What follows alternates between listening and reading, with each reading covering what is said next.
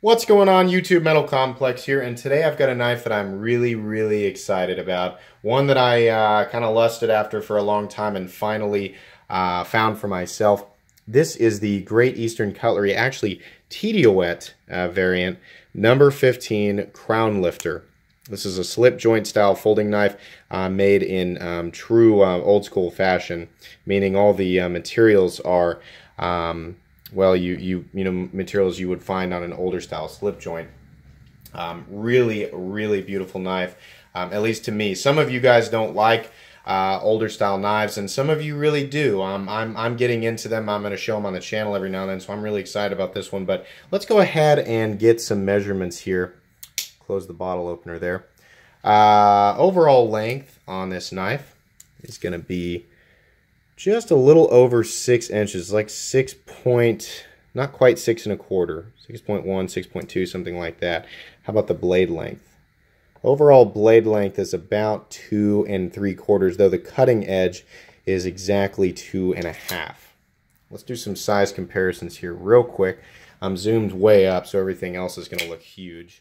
Up against the Ontario Rat Model 1, you can see there, definitely a small knife. Up against the PM2, 8.3 inches. I didn't say it, but the Rat 1 is 8.6 inches overall. Benchmade Griptilian coming in at 8 inches overall. How about the Spyderco Delica?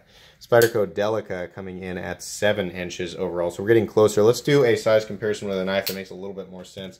The Victorinox Cadet. Open her up here real quick.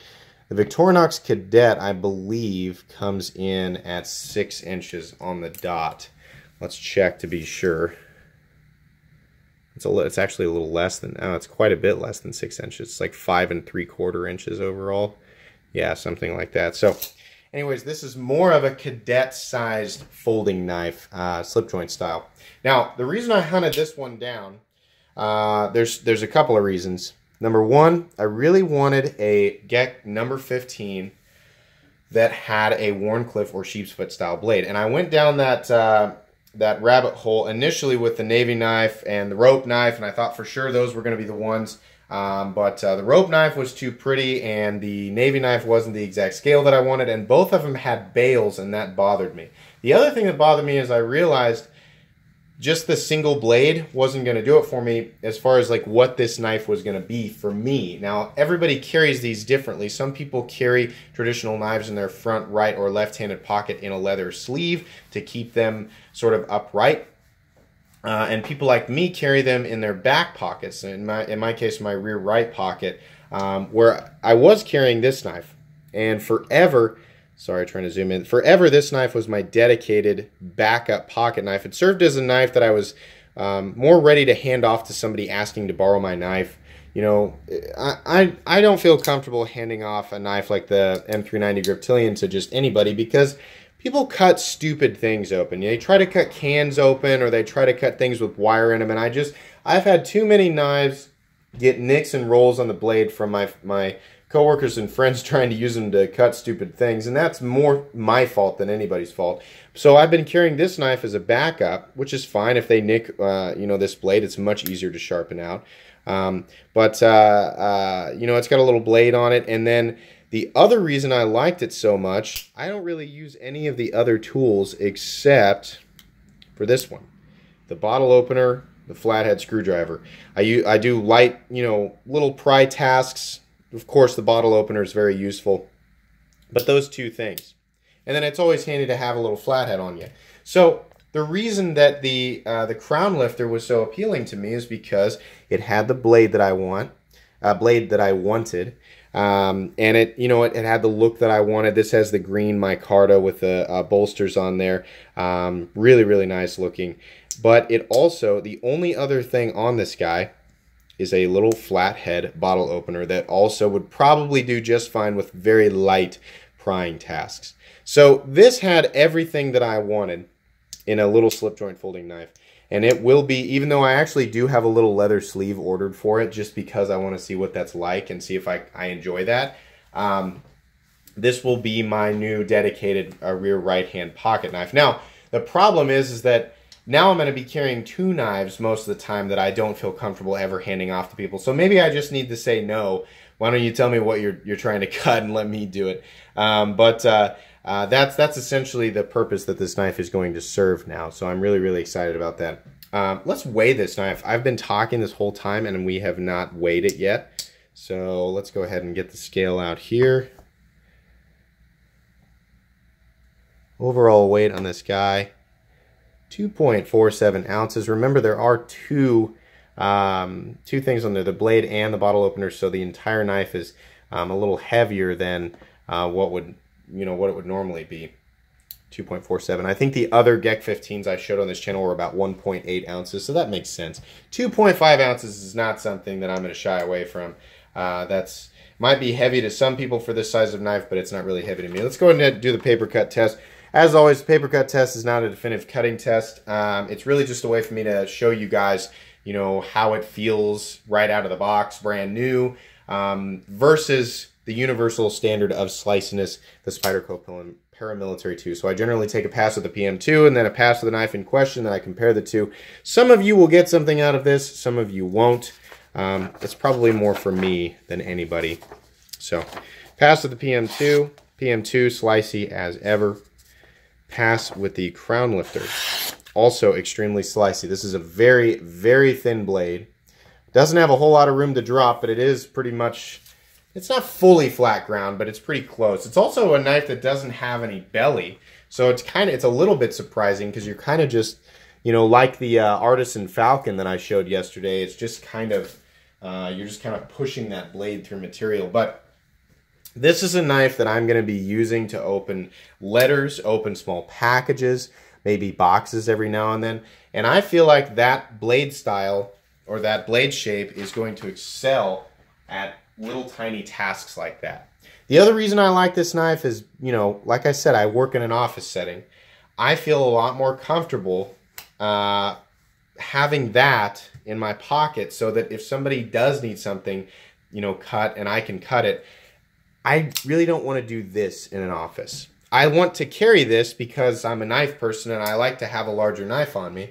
But I like the idea of having an older slip joint style blade on me because there's very few people are afraid of this. It's like I've said before. People who are afraid of or get a little nervous about this, I can kind of understand that. Honestly, I kind of get that. That's kind of intense. But people, if you open this up and it scares somebody, that's more their problem. At this point, that's more their problem. And it doesn't really matter where you live. This, to me, does not look like a dangerous object. This looks like a small tool, And that's what it is. Realistically, that's what this is. You have a very non-aggressive, in my opinion, sheep's foot style blade. Really, really nice. You can see the grind lines in there. This is 1095 high carbon steel. So to a lot of people, to most people actually, they're going to say that's not much of a premium steel.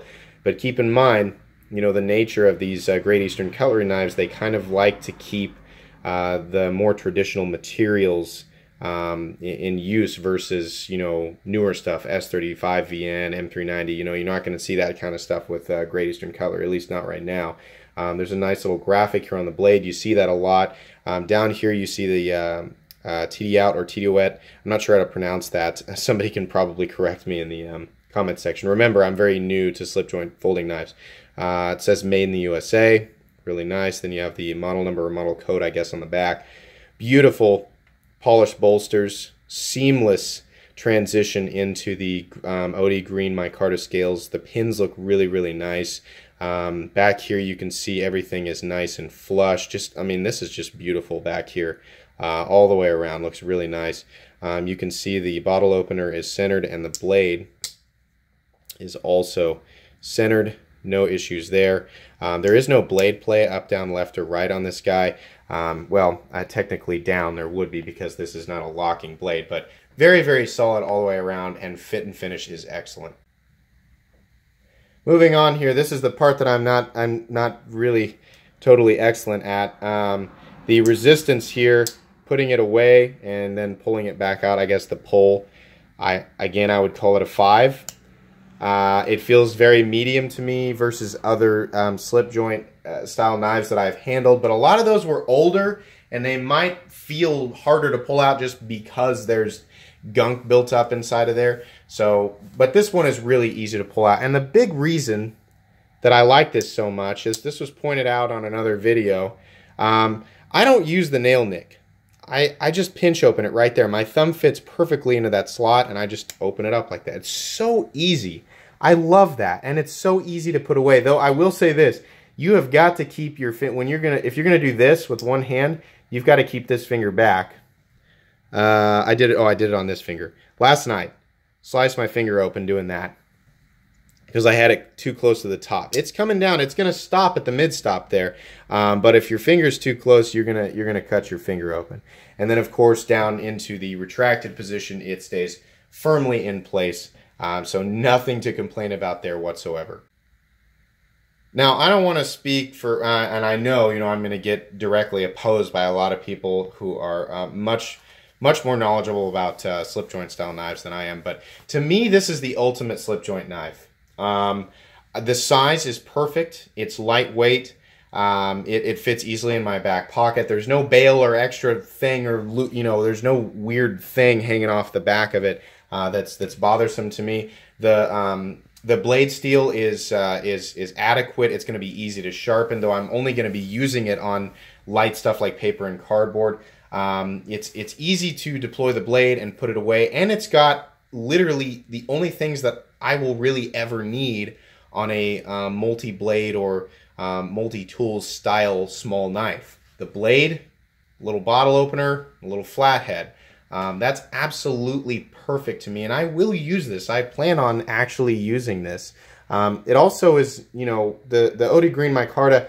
It wasn't my first pick, but these aren't available anymore. These aren't ones specifically. These knives are not ones you can just go out and buy. Now, in the future, I'm sure TD-O-Wet or TD-Out or Great Eastern Cutlery, however you want to say that, they will likely do another version of this. They've got the Beer Scouts, which I think those actually do have a bail. And then they've got these crown lifters. I think these ran, somebody can correct me if I'm wrong, I think they were like $100 brand new, something like that, which I think is a really good price. They'll likely do another version of this, but I was limited to the secondary market and what was available. And I got this on eBay, and I definitely paid too much for it. I'm not going to tell you guys what I paid, but I really wanted it. And so now it's fine. It's mine, and I plan on keeping it.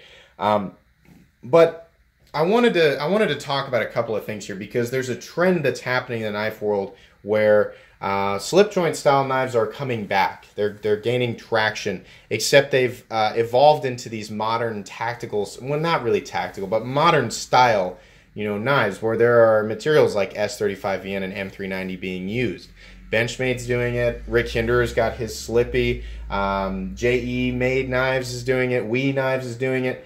And there are some really, really good models out there. Some really interesting stuff. And I'm interested in a lot of it. But I want to point this out. There's something cool about this knife, like kind of old school, gentlemanly cool about this knife having a bottle opener on it. The only other thing that's on it is a bottle opener, and I think that's cool. A bottle opener is something that I always have on me. It's not like I'm, having beverages that require bottle openers in the middle of the week, but I just like to carry stuff like that on me. And I had one on my keychain for the longest time, and I wanted kind of like a more dedicated bottle opener than just some. Well, the thing on my keychain actually was, but I didn't like getting my keys out to have to do that, because they're not always on me. Sometimes they're in a desk or in a vehicle. But having this just in my back pocket is really nice. And having it double as the pry bar or the flathead is also really, really nice. Considering the ridiculous popularity that the crown lifters and the GEC 15s in general have, I have to assume that people really, really like, kind of like me, people really like the fact that there's a bottle opener and flathead on this. And I would like to see somebody else do this in a modern style knife. Honestly, you know, if JE made, or how, I'm sorry if I'm getting his company's name incorrect, or We Knives, or whoever, they made a knife like this, you know, maybe not, doesn't necessarily have to exclusively be a Wharncliffe or sheepsfoot blade. That's what I would go for. But they make it in 20 CV or M390, and they did like a titanium bolster here with carbon fiber, and they did a little bottle opener. Oh my gosh, absolutely. You know, if it was a $200 knife, I would probably pay it. I hope it wouldn't be a $200 knife, but I mean, maybe you guys aren't with me, you know, but I like that there's a bottle opener on this, and I feel like somebody could really knock it out of the park by doing this, you know, doing what Great Eastern Cutlery has proven to be very, very, very popular. And, you know, we're limited on the market with stuff like this. You know, you right now, like I said, you have to go to the secondary market if you want one of these. And I think it would be really awesome to see a new one. I don't know, maybe I'm alone, or maybe there's just not a big enough group of people that are looking for that in a modern style traditional knife. I don't know, but I think that would be really, really cool. For now, this is going to be my dedicated small pocket knife, and I'm really, really excited about this. And honestly, if I'm being 100% honest, you know, the knife guy in me wants to say, no, I'm never going to feel totally complete without something really, really cool in my front right pocket, and then maybe this is a backup. But truthfully, most of us could get away with EDCing something like this every day, and we would be just fine. You know, maybe there are some of you out there who really do need a paramilitary 2-size knife in your life every single day, but most of us could probably get away with just using a small slip joint, and this knife could do it totally by itself. I probably won't EDC this knife by itself because, like I said, I like to carry other larger knives, but, you know, man, a lot of times this is all I need. You know, truthfully, what I do every single day, this is all that I need. And this really brings me a lot of satisfaction. You know, the fit and finish, the look of it. Everybody who I've shown this to has just been like, wow, that's really nice. Plus, I get the pride of it actually being made in the USA. I don't know, there's a feeling of exclusivity with it. You know, it's kind of nice that these aren't available right now, or that even when they are, there's still limited runs through Great Eastern Cutlery. They don't continuously make, as far as I know, they don't just keep any one model in continuous production. Everything eventually runs out, and then they come back to it and use different materials, things like that. One other thing I want to point out, it's really nice that there's this small part right here that it's not really a place to choke up. It's just, for me, it's like when I pull this knife out and I go to use it, when I feel that, I'm like, oh, I'm getting close to the blade. And it's kind of nice that it's there, you know? Because otherwise, it would be really easy to run your finger up on the blade. I generally keep my hands back here. You know, this is generally where I'm going to be holding it to use it. But it's nice that that's there to just remind you, hey, don't run your finger up on the blade. But anyways, guys, that is going to be pretty much it.